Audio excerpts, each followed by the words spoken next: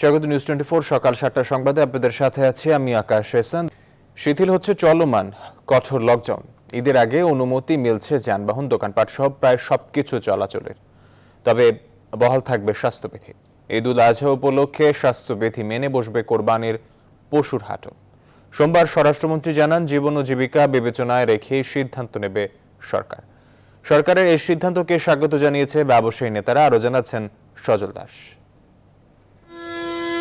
ঈদ উল ফিতরে ঘরমুখো মানুষের ঢল ছিল মহাসড়ক ও ফেরিঘাটে। দূরপাল্লার যানবাহন বন্ধ রেখেও আটকানো যায়নি মানুষকে। উল্টো শত ভোগান্তি সহ্য করে প্রিয়জনের সাথে ঈদ উদযাপনে ছুটেছেন বিপুল সংখ্যক মানুষ। বিদায় নেয়নি অতিমারি করোনা, বরং হয়েছে আরো শক্তিশালী। প্রতিদিনই বাড়ছে মৃত্যু ও সংক্রমণ, চলছে কঠোর লকডাউনও। এমন বাস্তবতায় আসছে ঈদ উল আজহা। পরিস্থিতি বিবেচনায় শিথিল হচ্ছে কঠোর বিধিনিষেধ, স্বাস্থ্যবিধি মেনে চলবে গণপরিবহন, খুলছে দোকানপাট ও শপিং মল। তবে বন্ধ থাকবে বেসরকারি প্রতিষ্ঠান। সরকারি সিদ্ধান্ত সেই অনুযায়ী আমরা সীমিতভাবে যেভাবে সিদ্ধান্ত দেয়, সোশ্যাল ডিস্টেন্সিং খালি রেখে সরকার বলতেছে আমরা সেভাবে চালাবো। স্বরাষ্ট্রমন্ত্রী জানান, জীবন ও জীবিকাকে গুরুত্ব দিয়েই সিদ্ধান্ত নিচ্ছে সরকার। দোকান মালিক সমিতি যারা আছে তারা কিন্তু এই দুই ঈদের জন্যই বসে থাকে, তাদের সমস্ত খরচ কিন্তু এই দুই ঈদের সময় হয়। এই সব কিছু চিন্তা ভাবনা করেই সরকার জীবিকা এবং জীবনের তাগিদে যেগুলি প্রয়োজন সেইগুলোর মাথায় রেখেই যা কিছু করার নির্দেশনা আপনারা শুনতে পাবেন। সবাইকে অনুরোধ করব, আপনারা সবাই স্বাস্থ্যবিধি মেনে আপনারা যার যার অবস্থানে থাকেন, আমাদের মার্কেটের আশেপাশে যেই দোকানের আশেপাশে যেই কর্মচারীরা আছে তাদের নিয়ে আমরা 3-4 দিন ব্যবসা করব। লকডাউন কিছুটা শিথিল হলেও বহাল থাকছে স্বাস্থ্যবিধি মেনে চলার নির্দেশনা। সজল দাস, নিউজ 24, ঢাকা। সবাইকে টিকা দেওয়া পর্যন্ত অপেক্ষায় না থেকে স্কুল খুলে দিয়ে শ্রেণীকক্ষে ক্লাস শুরুর আহ্বান জানিয়েছে জাতিসংঘের দু সংস্থা, ইউনিসেফ ও ইউনেস্কো। ইউনিসেফের নির্বাহী পরিচালক হেনরিয়েটা ফোর এবং ইউনেস্কোর মহাপরিচালক অড্রে এজুল এই বিষয়ে সোমবার এক যৌথ বিবৃতি দেন। বিবৃতিতে একটি প্রজন্মকে বিপর্যয়ের হাত থেকে রক্ষা করতে নিরাপদে স্কুল খুলে দেওয়ার বিষয়টিকে অগ্রাধিকার দেওয়ার জন্য প্রতিটি দেশের নীতি নির্ধারক এবং সরকারগুলোর প্রতি অনুরোধ জানানো হয়। বিশ্বে কোভিড-19-এর প্রাদুর্ভাব শুরুর পর 18 মাস পেরিয়ে গেছে। লাখ লাখ শিশুর পড়ালেখা এখনো ব্যাহত হচ্ছে। এখন 19টি দেশে প্রাথমিক ও মাধ্যমিক স্কুল বন্ধ থাকায় 15,60,00,000-এর বেশি শিক্ষার্থী ক্ষতিগ্রস্ত হচ্ছে। বিষয়টি এইভাবে আর চলতে না দিয়ে বন্ধের ক্ষেত্রে স্কুলগুলো সবার শেষে এবং খোলার ক্ষেত্রে সবার আগে বিবেচনায় রাখার আহ্বান জানায় ইউনিসেফ ও ইউনেস্কো।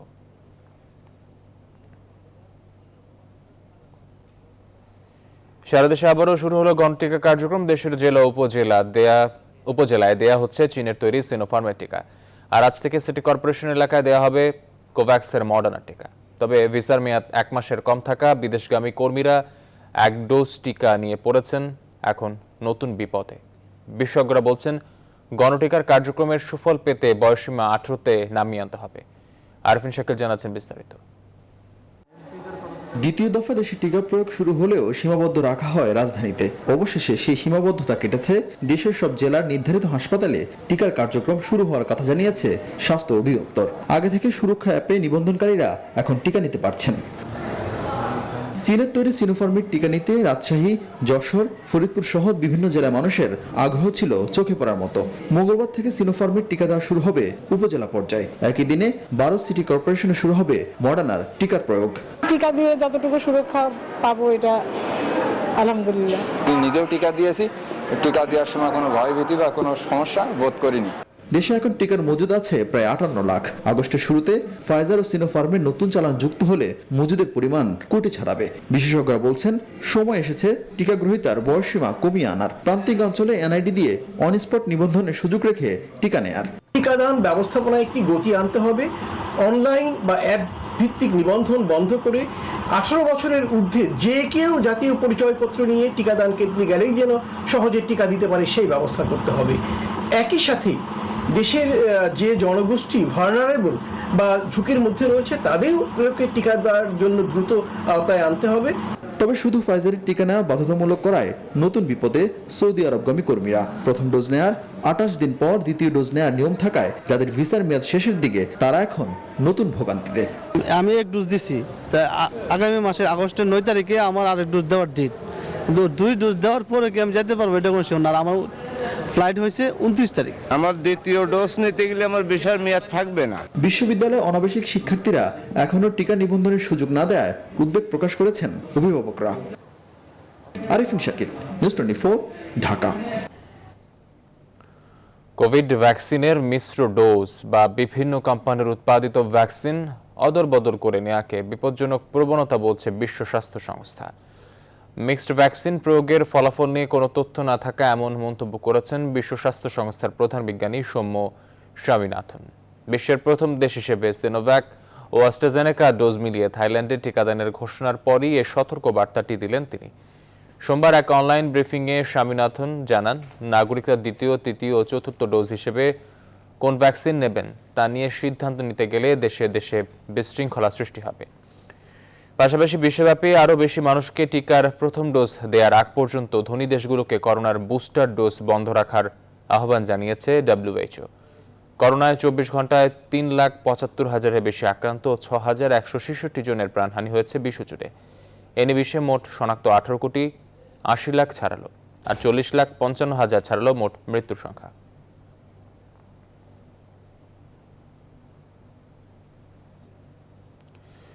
মামলা অর্থদণ্ডের পরও সড়কে বেড়েই চলছে ব্যক্তিগত গাড়ির চাপ। সাধারণ মানুষ মানছেন না লকডাউনের বিধিনিষেধ। আইন শৃঙ্খলা বাহিনী মাঠে তৎপর থাকলেও সাধারণ মানুষের মাঝে নেই কোনো বিধি মেনে চলার প্রবণতা। করোনামুক্ত থাকতে সবাইকে ঘরে থাকার আহ্বান মাঠে দায়িত্বরত আইন শৃঙ্খলা বাহিনী ও জনপ্রতিনিধিদের। আলী তালুকদারের প্রতিবেদনে বিস্তারিত। লকডাউনে দিন যত ঘনিয়েছে বেড়ে চলছে ব্যক্তিগত গাড়ির সংখ্যা। জরুরি প্রয়োজন, সাথে রয়েছে নানা অজুহাত। আপনারা যেভাবে একসাথে 5-7 জন করে যাচ্ছেন এটা কিন্তু ঠিক হচ্ছে না। বিধিনিষেধ উপেক্ষা করা সাধারণ মানুষকে পথে পথে চেকপোস্ট বসিয়ে দাঁড় করাচ্ছেন আইন শৃঙ্খলা বাহিনী। মাঠে তৎপর পুলিশ, র্যাব আর সেনাবাহিনীর টহল টিম। অর্থদণ্ড আর যানবাহনের উপর মামলার সংখ্যা বাড়লেও নেই কোনো প্রতিফলন। স্বাস্থ্য বিধি মেনে চলা আমাদের দরকার, তো এটাই আমার ভুল ছিল আসলে। আমি নিজের গাড়িতে বসা, আমি ফল্ট করলাম কোথায় আমি তো বুঝলাম না। আমি কি পাবলিক প্লেসে? মামলা শুধু দিবে ফিটনেসের আপনার ডেট ফেল হয়েছে লকডাউনের কারণে আমরা করতে পারিনি, এই জন্য 10,000 টাকা মামলা দিল। মোবাইল টিম পরিচালনায় নির্বাহী দায়িত্বে থাকা প্রশাসনিক কর্মকর্তারা সাধারণ মানুষকে তাগিদ দিচ্ছেন স্বাস্থ্যবিধি মেনে চলার। আমাদের যেই যতটুকু সচেতন আমাদের হওয়া দরকার আমরা ততটুকু সচেতন হতে পারছি না বলে আমার মনে হচ্ছে। অসহায় মানুষকে লকডাউনের বিধিনিষেধ মেনে চলতে ঢাকা দক্ষিণ সিটি কর্পোরেশনের 38 নং ওয়ার্ডের জনপ্রতিনিধি 300 সাধারণ মানুষের মাঝে নগদ অর্থ বিতরণ করেন। এলাকার বাসিন্দাদের বিধিনিষেধ মেনে চলার পরামর্শও দেন। আলী তালুকদার, নিউজ 24, ঢাকা। করোনার ভয়াবহ প্রকোপ এখন জেলা উপজেলায়। মৃত্যুর সঙ্গে পাল্লা দিয়ে বাড়ছে সংক্রমণের মধ্যে খুলনা বিভাগে ভয়ঙ্কর রূপ ধারণ করেছে করোনা। প্রতিদিনই করোনা সংক্রমণ ও মৃত্যুর আগের দিনের রেকর্ড ছাড়িয়ে যাচ্ছে।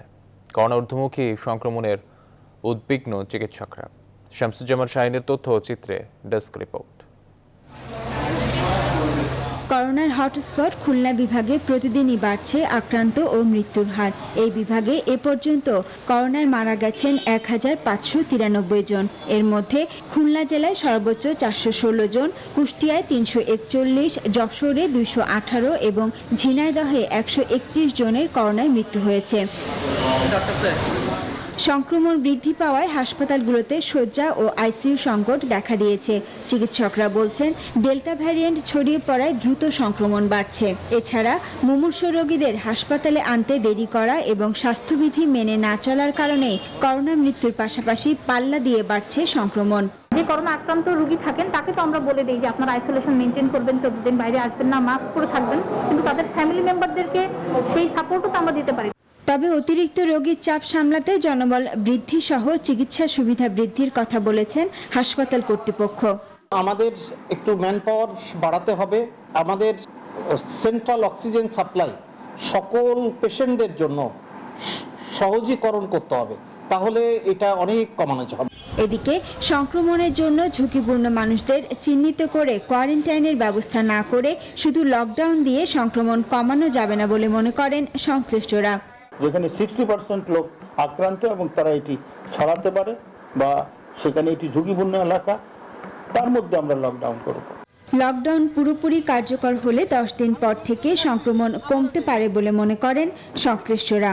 এই পজিটিভ সংক্রমণের ইয়েটা পেতে আমাদেরকে, যদি আমরা লকডাউন সত্যিকার কার্যকর হয় তাহলে একটা বিচ্ছিন্ন হয়ে যাচ্ছে সবাই। এই বিচ্ছিন্ন হলে আমরা আশা করতেছি যে 10 দিন পরে আমরা এই রেজাল্টটা আমরা পাবো। স্বাস্থ্য বিভাগের তথ্য মতে খুলনা বিভাগে 10 জেলায় রোববার পর্যন্ত করোনায় আক্রান্ত হয়েছেন 71,550 জন। Desk report, news 24। রাজশাহীর উপজেলা স্বাস্থ্য কমপ্লেক্সগুলোতে যখন শয্যা ফাঁকা তখন চাপ বেড়েছে রাজশাহী মেডিকেল কলেজ হাসপাতালে। প্রতিদিনই গড়ে 60 করে নতুন করোনা আক্রান্ত রোগী ভর্তি হচ্ছেন হাসপাতালটিতে। চাপ সামলাতে সদর হাসপাতাল চালুর উদ্যোগ নিয়েছে স্বাস্থ্য মন্ত্রণালয়।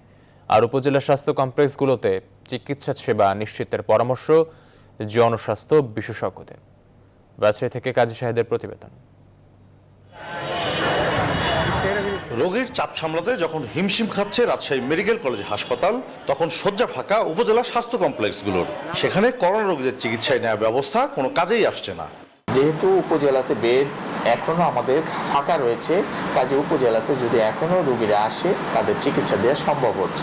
উপজেলা স্বাস্থ্য কমপ্লেক্সগুলোতে প্রয়োজনীয় উদ্যোগ নেওয়া হয়েছে দাবি করে সিভিল সার্জন জানিয়েছেন অনেকে সেখানে না গিয়ে রাজশাহী মেডিকেল কলেজ হাসপাতালে চলে আসছেন।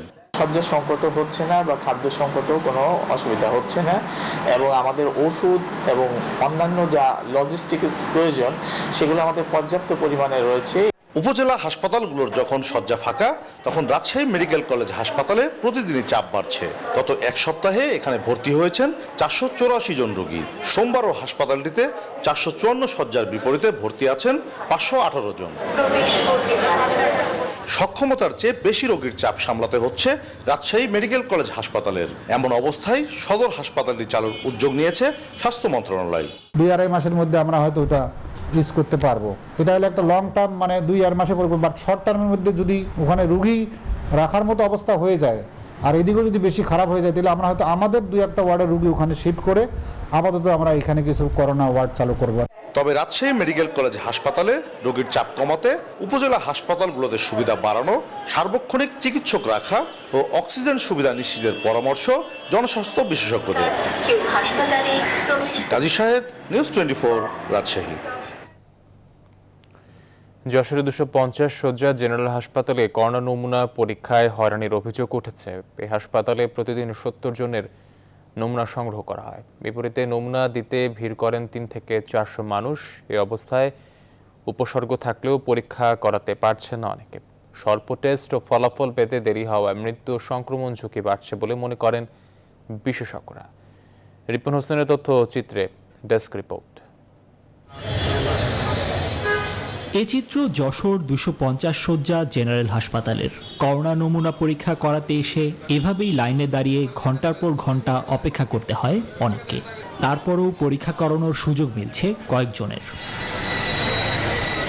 এই হাসপাতালে প্রতিদিন নমুনা দিতে ভিড় করেন 3 থেকে 400 মানুষ, অথচ মাত্র 70 জনের নমুনা সংগ্রহ করা হয়। এ অবস্থায় গুরুতর অসুস্থরাও সময়মতো করোনা পরীক্ষা করাতে না পেরে বিপাকে পড়ছেন। আবার পরীক্ষা করাতে এসে স্বাস্থ্যবিধি ও শারীরিক দূরত্বের নির্দেশনাও মানছেন না কেউই। এতে সংক্রমণের ঝুঁকিও বাড়ছে। আবার নির্ধারিত সময়ে করোনার পরীক্ষার ফলাফল পাচ্ছে না অনেকে। 25 নম্বর সিরিয়াল, সেখানে 95 চলে যাচ্ছে এইভাবে। আর গোপনে টাকা গোপনে চালা যাচ্ছে। যারা নতুন রোগী তারা একসাথে গায়ে গায়ে দাঁড়াচ্ছে এবং তারা যে সবাইকে একটু সচেতন করবে যে আপনারা একটু দূরে দূরে দাঁড়ান, তাদের মধ্যে এরকম কোনো কেয়ার নেই। খুব কষ্ট করে এখানে আসতেছি, কিন্তু এখানে আসলে আমরা কোনো পাত্তা পাচ্ছি না। স্বল্প টেস্ট ও ফলাফল পেতে দেরি হওয়ায় মৃত্যু ও সংক্রমণ ঝুঁকি বাড়ছে।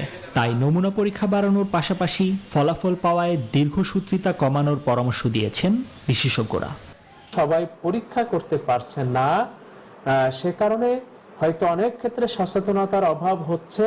সেই ক্ষেত্রে আমাদের প্রধান করণীয় হলো অতি দ্রুত টিকা দেওয়া, এবং যেহেতু এর একমাত্র প্রচুর সংক্রমিত হয়, সুতরাং আমাদেরকে মাস্ক ব্যবহার বাধ্যতামূলক করতে হবে। যশোরে রোববার পর্যন্ত করোনায় আক্রান্ত হয়েছেন 15,399 জন। Desk report, news 24। যুক্তরাজ্য থেকে প্রকাশিত মানবাধিকার ও গণতন্ত্র রিপোর্টটি গ্রহণযোগ্য নয় বলে মন্তব্য করেছেন পররাষ্ট্রমন্ত্রী এ কে আব্দুল মোমেন। এ বিষয়ে দেশটিতে আনুষ্ঠানিক চিঠি পাঠাবে বলেও মন্তব্য করেন তিনি। সোমবার নিজ দফতরে তিনি সাংবাদিকদের পররাষ্ট্রমন্ত্রী বলেন, যুক্তরাজ্যের ওই রিপোর্টটি তথ্য নির্ভর নয়। গঠনমূলক তথ্য দিলে সেটি কাজে আসবে, কিন্তু বানোয়ার তথ্য যে উদ্দেশ্যমূলকভাবে দেওয়া হয় তা সবাই বুঝতে পারে। তিনি আরও বলেন, তাদের উচিত এই ধরনের প্র্যাকটিস বন্ধ করা। তারা যে উপদেশ দিতে আসে সেটিও গ্রহণযোগ্য নয় বলে উল্লেখ করেন মন্ত্রী। এ নিয়ে সোমবার ঢাকার ভারপ্রাপ্ত ব্রিটিশ হাই কমিশনারকে তলব করে পররাষ্ট্র মন্ত্রণালয়। তারা তাদের নিজের চোখে নিজের চেহারাটা আগে আয়নায় দেখুক, তারপরে অন্যরে আপনার উপদেশ দুক। নিজের দেশের অবস্থান ভালো করতে পারে না অন্যদের নিয়ে গাটাগাটি করে। যে স্টপ দিস প্র্যাকটিস। আমরা চাই তারা যে রিপোর্ট দিবে এগুলো তথ্য নির্ভর হলে আমাদের জন্য উপকার। আর যদি বানোয়ার দেওয়া হয় তাহলে এটা কিন্তু মোটেই কাজে না। এটা তখন মনে হবে যে ইট ইজ সাম বিশেষ উদ্দেশ্য প্রণীতভাবে করেছে। মিয়ানমারে রোহিঙ্গাদের ওপর ভয়াবহ নৃশংসতার জবাবদিহিতা নিশ্চিত এবং বাংলাদেশে আশ্রিত রোহিঙ্গাদের দ্রুত রাখাইনে প্রত্যাবাসন নিয়ে একটি প্রস্তাব জাতিসংঘের মানবাধিকার পরিষদে সর্বসম্মতভাবে গৃহীত হয়েছে। সোমবার সুইজারল্যান্ডের জেনেভায় অনুষ্ঠিত জাতিসংঘের মানবাধিকার পরিষদের 47তম সভায় এই প্রথমবারের মতো রোহিঙ্গা ইস্যুতে রেজুলেশনটি গৃহীত হয়। জেনেভায় জাতিসংঘ বাংলাদেশের স্থায়ী মিশন সোমবার এক প্রেস বিজ্ঞপ্তিতে জানিয়েছে, 2017 সালে রোহিঙ্গাদের বাংলাদেশে অনুপ্রবেশের পর বাংলাদেশ স্থায়ী মিশনের কূটনৈতিক প্রচেষ্টায় এই প্রথম কোনো প্রস্তাব বিনা ভোটে জাতিসংঘে গৃহীত হলো। সেই বিবেচনায় এবারের প্রস্তাবটি বাংলাদেশের জন্য একটি বড় মাইলফলক।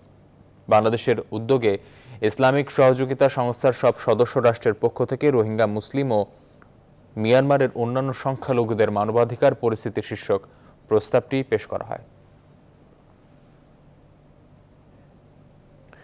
সংবাদে নিচ্ছে একটি বিরতির সঙ্গে থাকুন। বিরতির পর আবারও স্বাগত সংবাদে। আন্তর্জাতিক বাজারে দাম বৃদ্ধির সঙ্গে পাল্লা দিয়ে ভারতের খুচরা বাজারে বাড়ছে জ্বালানি তেলের দাম। গেল 68 দিনে অন্তত 38 বার তেলের দাম বেড়েছে দেশটিতে। শুধু পেট্রোলই নয়, ডিজেলের দামও কোনো কোনো রাজ্যে সেঞ্চুরি হাঁকিয়েছে। বাংলাদেশের সঙ্গে ভারতের বিভিন্ন অঞ্চলের জ্বালানি তেলের দামের পার্থক্য দাঁড়িয়েছে লিটারে 28 টাকা থেকে 53 টাকা পর্যন্ত। দামের এই বিস্তর ফারাকের কারণে বাংলাদেশ থেকে বিপুল পরিমাণ জ্বালানি তেল পার্শ্ববর্তী দেশ পাচার হওয়ার আশঙ্কা দেখা দিয়েছে। বিস্তারিত হাবিবুল ইসলাম হাবিবের রিপোর্টে। গেল কয়েক মাস ধরে পার্শ্ববর্তী দেশ ভারতের বিভিন্ন রাজ্যে জ্বালানি তেলের মূল্য বেড়েছে লিটারে 28 থেকে 53 টাকা পর্যন্ত। যা নিয়ে দেশটির নাগরিকদের মধ্যে দেখা দিয়েছে চরম অসন্তোষ।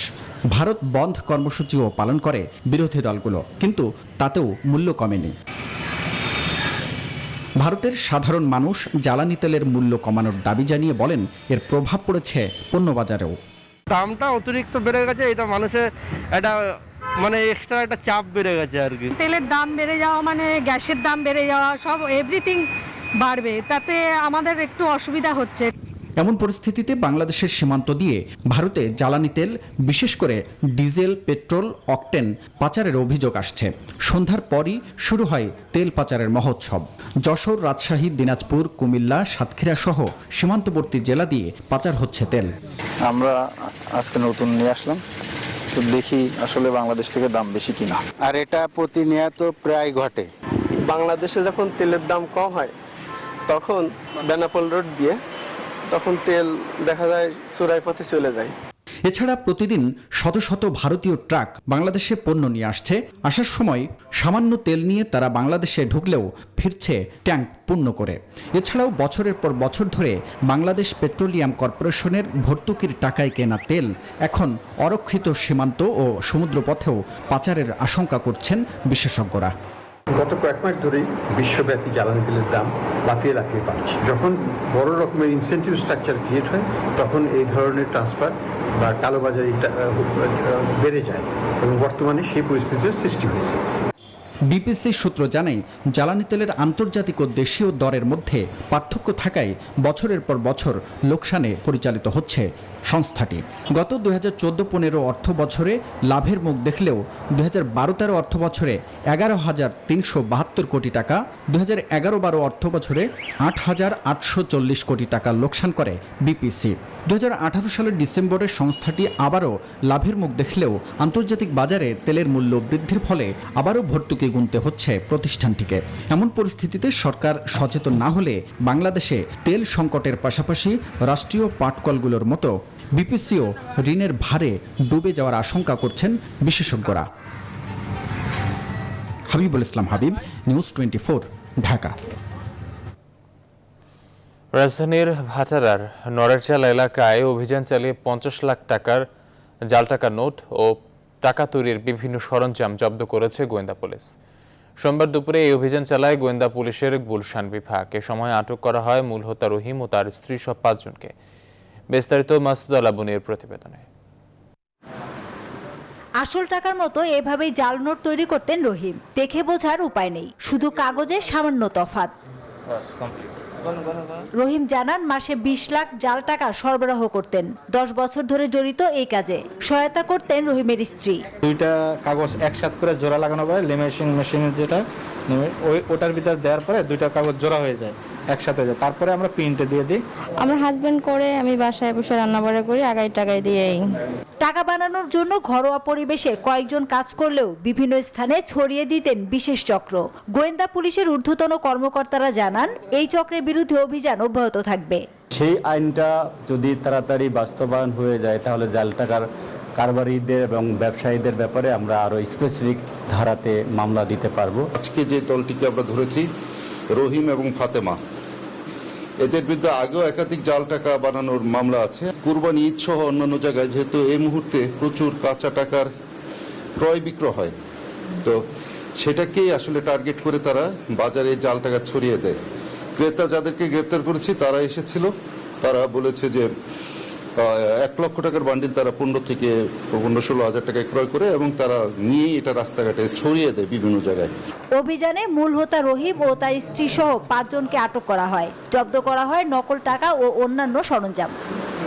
মাসুদ আলাবনী, নিউজ 24, ঢাকা। পবিত্র ঈদুল আজহা উপলক্ষে এবার রাজধানী ঢাকায় 18টি অস্থায়ী পশুর হাট বসছে। এর মধ্যে ঢাকা দক্ষিণ সিটি কর্পোরেশন এলাকায় 8টি এবং ঢাকা উত্তর সিটি কর্পোরেশন এলাকায় 10টি হাট বসবে। 17 জুলাই এসব হাটে পশু কেনাবেচা শুরু হবে। হাটগুলো পরিচালনার জন্য 46টি শর্ত দেওয়া হয়েছে। থাকবে ভ্রাম্যমাণ আদালতও। সোমবার মৎস্য প্রাণী সম্পদ মন্ত্রণালয়ের বিজ্ঞপ্তিতে বলা হয়েছে, করোনা সংক্রমণ রোধে সরকার সারা দেশে কোরবানির পশু ক্রয় বিক্রয়ে অনলাইন প্ল্যাটফর্ম চালু করেছে।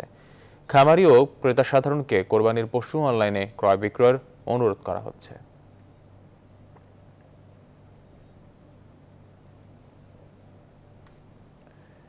কয়েকদিন পরই পবিত্র ঈদুল আজহা। এবারও করোনার মধ্যে উদযাপিত হবে ঈদ। দিন যত ঘনিয়ে আসছে ততই বাড়ছে খামারিদের দুশ্চিন্তা। তবে খামারিদের অনলাইন হাটে গরু বিক্রির পরামর্শ দিয়েছেন সংশ্লিষ্টরা। প্রতিনিধিদের তথ্য চিত্রে ডেস্ক রিপোর্ট। করোনা সংক্রমণ বেড়ে যাওয়ায় দেশ জুড়ে চলছে লকডাউন। এই অবস্থায় লক্ষাধিক গবাদি পশু নিয়ে বিপাকে পড়েছেন চুয়াডাঙ্গার 7,000 খামারি। খামারিরা বলছেন, করোনা পরিস্থিতির কারণে গবাদি পশুর খাবারের দাম বেড়েছে কয়েক গুণ। ঈদের সময় গরু বিক্রি করে লাভের আশা করলেও করোনার প্রভাবে পাল্টে গেছে সেই চিত্র। লকডাউনের কারণে ব্যাপারী ও খুচরা ক্রেতাদের দেখা মিলছে না। এই অবস্থায় গরু বিক্রি হবে কিনা তা নিয়ে দুশ্চিন্তায় তারা। লকডাউন কঠোর হওয়াতে জানি না যে গরুগুলা মোটা তাজা করা হয়েছে সেগুলো আমরা বিক্রি করতে পারবো কিনা। আশানুরূপ দাম না পাওয়ায় আমরা খুব ক্ষতিগ্রস্ত। সংশ্লিষ্টরা বলছেন, জেলার স্থানীয় চাহিদার চেয়ে অন্তত 38,000 গবাদি পশু বেশি রয়েছে। এবছর যদি জেলার পশু সারা দেশে ছড়িয়ে দেওয়া না যায় তবে খামারিরা ক্ষতিগ্রস্ত হবেন। যে লকডাউন, এই লকডাউনের কারণে তারা চিন্তিত। তারা সরকারের কাছে জোর দাবি জানাচ্ছে যে আমাদের হাট বাজারগুলো একটু খুলে দেওয়ার জন্য। একই চিত্র সিরাজগঞ্জ। গেল 2 বছর ধরে করোনার কারণে গবাদি পশু নিয়েই বিপাকে পড়েছেন খামারিরা। খামারিরা জানান প্রতি বছর কোরবানির প্রায় 1 মাস আগে থেকে পাইকাররা আসলেও এবার আসেনি তারা। এই অবস্থায় স্বাস্থ্যবিধি মেনে কোরবানির আগে হাট চালুর দাবি জানিয়েছেন তারা। মাঠে পড়ে যাওয়ার মতো অবস্থা হয়ে যাবে যদি আমরা গরুগুলাকে নির্দিষ্ট ভালো দামে বিক্রি করতে না পারি। থানা পর্যায়ে 2টা বা 1টা হাট যদি লাগে সামাজিক দূরত্ব বজায় রেখে, তাহলে পরে অন্তত খামারিরা কিছুটা বা গরু পালন যারা করছে তারা কিছুটা হলেও উপকৃত হবে। জেলা প্রশাসনের অনলাইন হাট সহ বিভিন্ন ওয়েবসাইটের মাধ্যমে খামারিদের গবাদি পশু বিক্রির পরামর্শ দিচ্ছেন সংশ্লিষ্টরা। জেলা প্রশাসক মহোদয়ের যে ওয়েবসাইট রয়েছে সেটি যদি তারা ব্যবহার করেন তাহলে কিন্তু তারা খামারে বসেই তাদের গরুটি ব্যবহার করতে পারবেন, মানে বিক্রি করতে পারবেন, এবং যিনি ক্রেতা তার নির্দিষ্ট ঠিকানায় টাকা প্রাপ্তির সাপেক্ষে উনি গরুটা পাঠিয়ে দিতে পারবেন। 4 লাখ গবাদি পশু নিয়ে বিপাকে নওগাঁর খামারিরা। পশু বিক্রি না হওয়ায় অনেকে পুঁজি হারিয়ে পথে বসেছেন। Desk report, news 24। Bangladesh Awami উত্তর যুবলীগের উদ্যোগে অসহায় দুস্থদের মাঝে রেশনিং সিস্টেমে বিনামূল্যে খাদ্য সামগ্রী বিতরণ করা হয়েছে। করোনায় খাদ্য সহায়তার ধারাবাহিকতার অংশ হিসেবে মঙ্গলবার মিরপুর চলন্তিকা মোড় সংলগ্ন অসহায় দুস্থ বস্তিবাসীর মাঝে সব খাদ্য সামগ্রী বিতরণ করা হয়। স্থানীয় 6 নং ওয়ার্ড কাউন্সিলর তাইজুল ইসলাম চৌধুরী বাপ্পির সভাপতিত্বে প্রায় 3 শতাধিক অসহায় দুস্থ পরিবারের হাতে এসব খাদ্য সামগ্রী তুলে দেয় ঢাকা মহানগর উত্তর যুবলীগ নেতৃবৃন্দ। এ সময় উপস্থিত ছিলেন ঢাকা মহানগর উত্তর যুবলীগের সাধারণ সম্পাদক মাইনুল হোসেন খান নিখিল। 300 সাধারণ পরিবারের মাঝে আর্থিক সহযোগিতা করছেন দক্ষিণ সিটির 38 নং ওয়ার্ড কাউন্সিলর আহমেদ ইমতিয়াজ মুন্নাফি গৌরব। কর্মহীন ও অসহায় মানুষদের লকডাউনের বিধিনিষেধ মেনে চলার পরামর্শ দেন তিনি।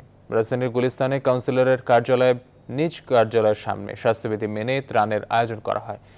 করোনার প্রকোপ বেড়ে যায় লকডাউনের বিধিনিষেধ মানতে ওয়ার্ডের সকল বাসিন্দাদের পরামর্শ দেন তিনি।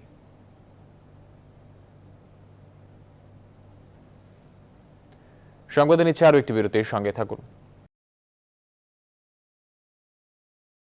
বিরতির পর আবারও স্বাগত সংবাদে। এবার ফার্স্ট সিকিউরিটি ইসলামী ব্যাংক অর্থ বাণিজ্য সংবাদ। ফরিদপুরে ব্ল্যাক ডায়মন্ড জাতের তরমুজ চাষ করে দৃষ্টান্ত স্থাপন করেছে শিক্ষিত যুবক বোরহান মাহমুদ। এ তরমুজ প্রায় 4.5 লাখ টাকা বিক্রির আশা করছেন তিনি। তার এই সাফল্য দেখে তরমুজ চাষে আগ্রহী উঠছেন অনেকে। খায়রুজ্জামান সোহাগের তথ্য ও ছবিতে ডেস্ক রিপোর্ট। ফরিদপুরের বোয়ালমারী উপজেলার শিক্ষিত যুবক বোরহান মাহমুদ করোনাকালীন সময় ইউটিউব দেখে শখের বশে নিজের 2 বিঘা জমিতে মালচিং পদ্ধতিতে আফ্রিকান ব্ল্যাক ডায়মন্ড জাতের 2000টি তরমুজের চারা রোপণ করেছিলেন তিনি। আর গাছ লাগানোর 20 থেকে 25 দিন পরে প্রতিটি গাছে ফল আসতে শুরু করে। বোরহান মাহমুদ জানান, বর্তমানে গাছ থেকে ফল সংগ্রহ শুরু করেছেন তিনি। এই ফল উৎপাদনে কোনো কীটনাশক ব্যবহার না করেই পোকা দমনে ব্যবহার করা হচ্ছে আলোর ফাঁদ ও পার্চিং পদ্ধতি।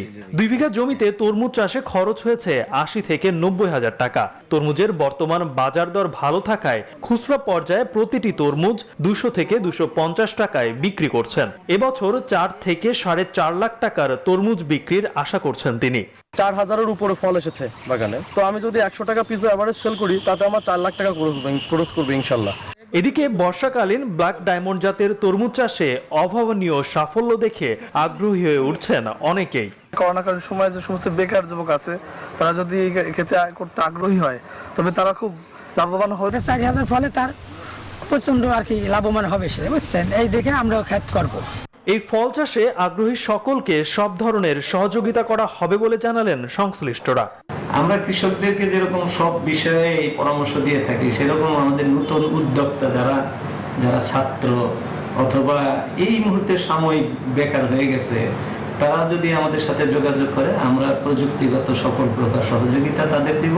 আগামীতে এই জেলায় নতুন এই জাতের তরমুজ চাষ বাড়বে বলে মনে করেন কৃষি কর্মকর্তারা। Desk report, news 24। এবার আন্তর্জাতিক। প্রথমবারের মতো পর্যটক হিসেবে মহাকাশের প্রান্ত ঘুরে এলো ব্রিটিশ ধনকুবের রিচার্ড ব্রানসন। আর এর মধ্য দিয়ে মহাকাশে পর্যটনের নতুন এক যুগের সূচনা হলো। 1 ঘণ্টাব্যাপী যাত্রায় ইউনিটি 22 নামের এই মহাকাশ যানটি ঘন্টায় 3000 কিলোমিটারেরও বেশি গতি উড়ে যায়। এই সময় কয়েক মিনিট ধরে রকেটের 6 যাত্রী ভরশূন্যতার অভিজ্ঞতা অর্জন করেন। মাসুদ রানার ডেস্ক রিপোর্টে বিস্তারিত। যুক্তরাষ্ট্রভিত্তিক বহুজাতিক প্রতিষ্ঠান ভার্জিন গ্রুপের প্রতিষ্ঠাতা রিচার্ড ব্রানসন ছোটবেলার স্বপ্ন পূরণে 2004 সাল থেকে মহাশূন্যে বাণিজ্যিক ভ্রমণ চালুর প্রচেষ্টা চালিয়ে আসছিলেন। অবশেষে রোববার সকালে যুক্তরাষ্ট্রের নিউ মেক্সিকো থেকে মহাকাশের উদ্দেশ্যে যাত্রা শুরু করেন ব্রানসন। ঘণ্টাব্যাপী এই যাত্রায় মহাকাশযানটি প্রতি ঘন্টায় 3000 কিলোমিটারের বেশি গতিতে উড়ে যায়। একসময় কয়েক মিনিট ধরে রকেটের 6 যাত্রী ভরশূন্যতার অভিজ্ঞতা অর্জন করেন। ব্রানসন বলছেন, এই পরীক্ষামূলক ফ্লাইটের মধ্য দিয়ে মহাকাশ পর্যটনের নতুন এক যুগের সূচনা হলো। যখন ছোট্ট ছিলাম তখন থেকেই এই মুহূর্তের স্বপ্ন দেখতাম। আমাদের আজকের এই পর্যায়ে আসতে এই দলটিকে 17 বছর কঠোর পরিশ্রম করতে হয়েছে। রিচার্ড ব্রানসনের এই অভিযাত্রাকে মহাকাশ পর্যটনের ক্ষেত্রে পরীক্ষামূলক অভিজ্ঞতা বলা হচ্ছে। আগামী বছর থেকে তিনি আগ্রহী যাত্রীদের কাছে টিকিট বিক্রি করবেন। তবে মহাশূন্যে যারা ঘুরতে যেতে চাইবেন তাদের বেশ অর্থবান হতে হবে। মহাশূন্যে কয়েক মিনিটের অভিজ্ঞতার জন্য প্রতি টিকিটের ব্যয় পড়বে $2.5 লাখ। এরই মাঝে যাত্রী হিসেবে 600 ব্যক্তি অগ্রিম টিকিটের আবেদনও করেছেন। মাসুদ রানা, নিউজ 24।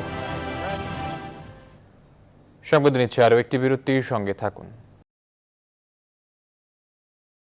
বিরতির পর আবারও স্বাগত সংবাদে। এবার খেলার খবর। জিম্বাবুয়ের বিপক্ষে 3 ম্যাচের ওয়ানডে সিরিজকে সামনে রেখে অনুশীলন শুরু করেছে বাংলাদেশ জাতীয় ক্রিকেট দল। আগামী 3 দিন অনুশীলন করে বৃহস্পতিবার মাঠে লড়াইয়ে নামবে দুই দল। হারবারে স্পোর্টস ক্লাব মাঠেই হবে সব ম্যাচ।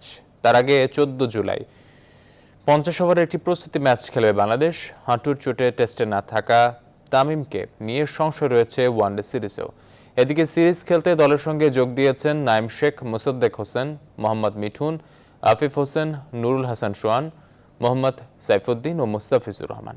তবে ভিসা জটিলতার কারণে রুবেল হোসেন ও অলরাউন্ডার শামীম হোসেন জিম্বাবুয়ে যেতে না পারলেও বিসিবি সূত্রে জানা গেছে 2-1 দিনের মধ্যেই দুজন দেশ ছাড়বেন।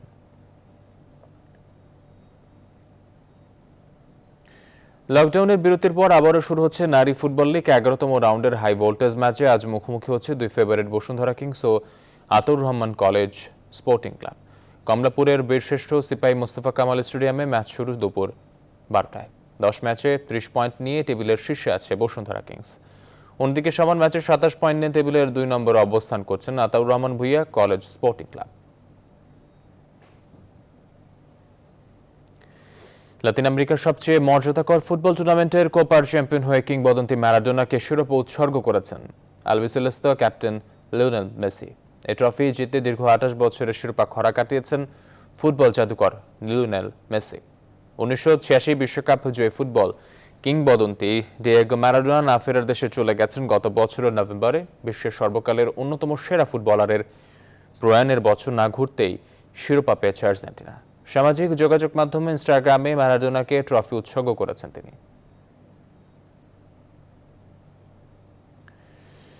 5 ম্যাচ সিরিজের তৃতীয় টি20তে আজ মাঠে নামবে ওয়েস্ট ইন্ডিজ ও অস্ট্রেলিয়া। ম্যাচটি শুরু হবে ভোর 5:30টায়। প্রথম ম্যাচের পর দ্বিতীয় ম্যাচে অস্ট্রেলিয়াকে উড়িয়ে দিয়েছিল ওয়েস্ট ইন্ডিজ।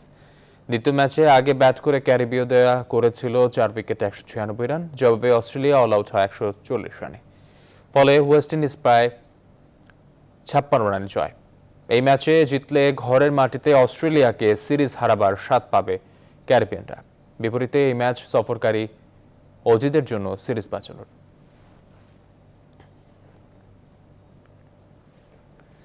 বৃষ্টির বাধায় আয়ারল্যান্ড ও দক্ষিণ আফ্রিকার মধ্যকার 3 ম্যাচ ওয়ানডে সিরিজের প্রথম ম্যাচ পরিত্যক্ত হবার পর সিরিজের দ্বিতীয় ম্যাচে আজ মাঠে নামবে দুদল। ডাবলিনের ম্যাচটি শুরু হবে বিকেল 4:30টায়। প্রথম ম্যাচে ডাবলিনে বৃষ্টির কারণে নির্ধারিত সময়ের প্রায় 1 ঘন্টা পর টস অনুষ্ঠিত হয়েছিল। বৃষ্টির কারণে ম্যাচের দৈর্ঘ্য 43 ওভার কমিয়ে আনা হয়। টস হেরে ব্যাট করতে নেমে আইরিশরা 40.2 ওভারে 4 উইকেট হারিয়ে আয়ারল্যান্ড তোলে 195 রান। এরপর বৃষ্টি বাধায় আর দক্ষিণ আফ্রিকানরা ব্যাটিংয়ে নামার সুযোগ পাননি। ফলে পরিত্যক্ত হয় সেই ওয়ানডে।